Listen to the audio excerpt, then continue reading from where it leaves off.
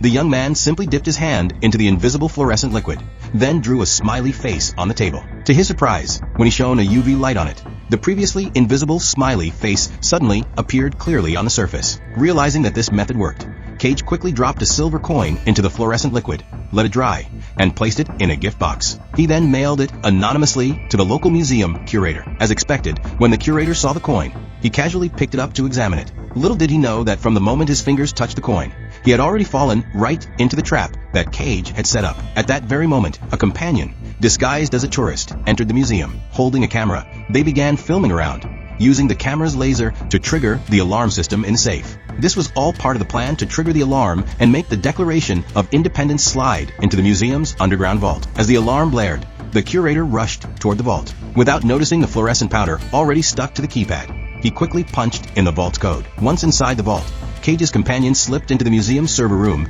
and disabled the security cameras, freezing the footage. Meanwhile, Cage disguised himself as a maintenance worker and slipped into the museum. Once in the restroom, he changed into a formal suit, transforming himself into a high-class guest for an event. Without hesitation, he handed the curator a drink. Oh, Mr. Brown. As soon as the curator took a sip, Cage smoothly took the empty glass, turned, and walked away. Discarding the rest of the drink, he headed straight for the restroom. There, he took out the prepared fingerprint extractant, dripped it onto a medical cotton pad, and sealed it along with the glass in a bag. In just a minute, the fingerprints on the glass became crystal clear. To complete his elaborate plan, Cage put on a tiny pair of gloves and carefully lifted the fingerprints from the glass. He then headed straight for the underground vault elevator, using the fingerprint to unlock the elevator code. When Cage reached the vault door, he quickly relayed the letters with the fluorescent powder residue to his companion. AEFGLORVY.